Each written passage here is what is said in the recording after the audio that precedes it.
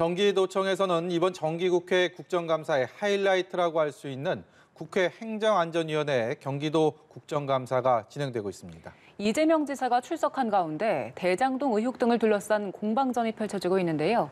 경기도청으로 가봅니다. 박현우 기자.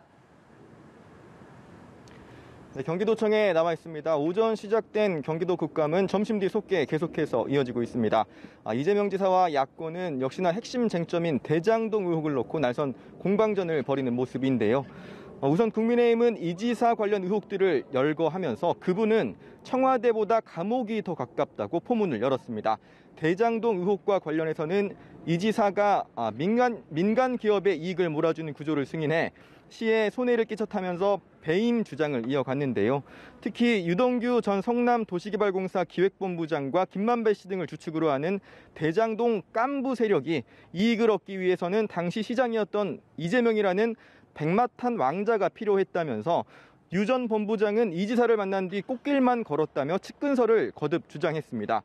또 결과적으로 민간의 이익을 몰아준 대장동 사업의 최종 책임자는 이 지사 아니냐면서 날을 세웠는데요. 이 지사는 이어지는 야권의 공세에 사실과 다른 부분이 있다면서 조목조목 반박했습니다.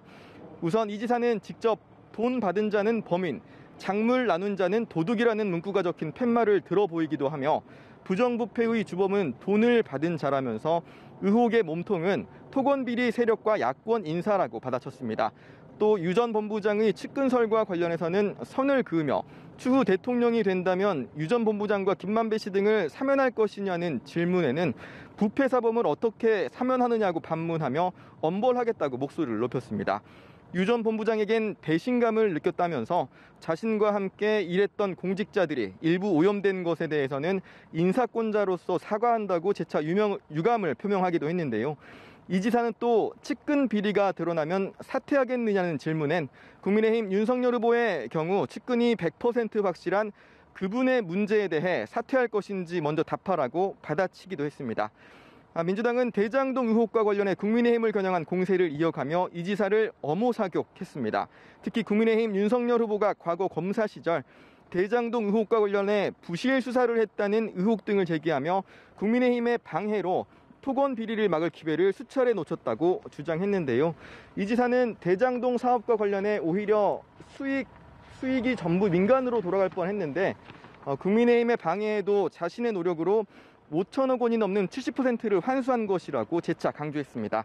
또 야권의 화천대유 실소유주 주장과 관련해서는 자신의 공공이익 환수 노력을 언급하면서 만약 진짜 화천대유 주인이었다고 하면 길 가는 강아지에게 돈을 줄지언정 곽상도 의원 아들에겐 한 푼도 주지 않았을 것이라고 받아쳤습니다.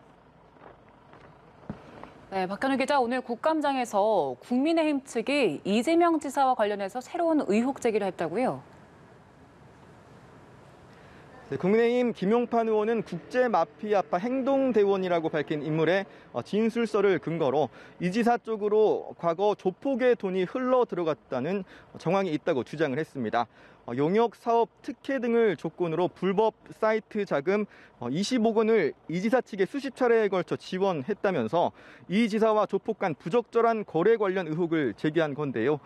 김 의원의 발언 중 여러 차례 황당하다는 식의 헛웃음을 지어 보이기도 한 이 지사는 이래서 국회의원의 면책특권을 제한해야 한다고 목소리를 높이기도 했습니다. 이 지사는 과거 그런 내용이 있었다면 자신이 지금의 자리에 오지도 못했을 것이라면서 국민의힘 주장이 사실이라면 면책특권 뒤에 숨지 말고 기자회견 등을 통해 공식 의혹 제기를 하라고 압박하기도 했습니다. 오전 국감 말미 국민의힘 서범수 의원은 대장동 의혹을 밝히기 위한 특검 도입에 대한 생각을 이 지사에게 묻기도 했는데요. 이 지사는 검경 합동수사본부 등을 만들어 엄정하게 진실을 규명하면 좋겠다면서 특검 주장은 시간을 끌어 정치 공세를 하려는 것이라며 반대 입장을 재확인했습니다. 지금까지 경기도청에서 연합뉴스 TV 박현우입니다.